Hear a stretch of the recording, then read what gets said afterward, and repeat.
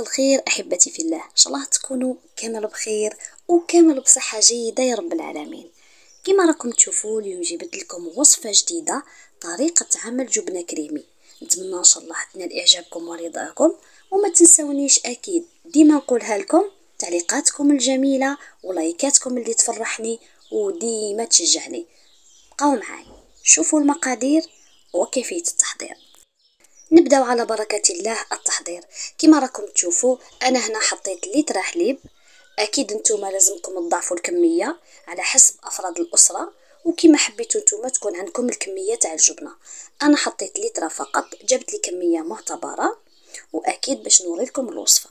هنا كما راكم تشوفوا عندي خل ابيض طبيعي، كما تشوفوا عملت بهذه الكميه تاع الكاس بهذا المقدار كما راكم تشوفوا، واكيد المكونات اللي راكم تشوفوا فيها في متناول الجميع وموجوده في كل بيت. هنا كما راكم تشوفوا حطيت الحليب على النار، خليته حتى يدفى معايا شويه، غير شويه فقط، ومن بعد اضفت له الخل كما تشوفوا.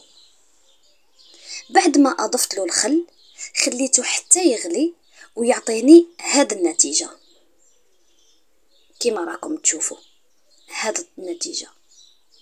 من بعد انا واش ندير، نجيب صفايه تصفيوه مليح مليح كما تشوفوا بهذا الشكل وبهذه الطريقه. طريقه جد سهله وبسيطه، والمكونات موجوده في كل بيت كما تشوفوا، يعني ما فيهاش بزاف تعقيدات. كما راكم تشوفوا بعد ما نصفيوه مليح مليح نخليوه حتى يبرد معاي، وثاني نخليوه حتى ينشف مليح مليح من هذاك الماء كما راكم تشوفوا بهذا الشكل وبهذه الطريقه. انا عملت كميه كما قلت لكم في الاول، كميه بسيطه جدا، يعني لتر حليب ما جبتليش بزاف، فقط انا باش وريت لكم كيفاش يعني الوصفه، وانتو اكيد بطبيعه الحال تعملوا كميه كبيره كما حبيتوا نتوما. فوالا من بعد هنا نحط الملح على حسب الرغبه، اكيد لازم يكون شويه مالح باش يجي ذوقه مليح. الماء اللي راكم شفتوه في الاول واللي صفيته ما لازمش نرميوه، بهذاك الماء نجيبوا الباتور ونحطوا القليل من الماء ونقعدوا نخلطوا فيه مليح مليح حتى يصير معنا مثل الكريمه كما راكم تشوفوا بهذا الشكل وبهذه الطريقه. اكيد عينكم ميزانكم ما لازمش يكون كيما الماء، تكون كريمي فقط كما تشوفوا، ويعطيكم هذه النتيجه. واكيد على حسب الكميه كما راني قلت لكم في الاول، واضافه الماء يكون عينكم ميزانكم. فوالا بعد ما نخلطوه مليح مليح بالباتور نتحصلوا على هذه النتيجه كما راكم تشوفوا كريمي.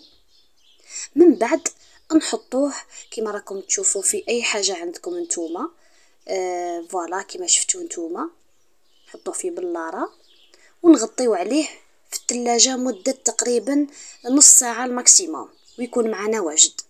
فوالا انا جاب لي هذه الكميه فقط لا غير، كما راكم تشوفوا هذه لتر فقط حليب.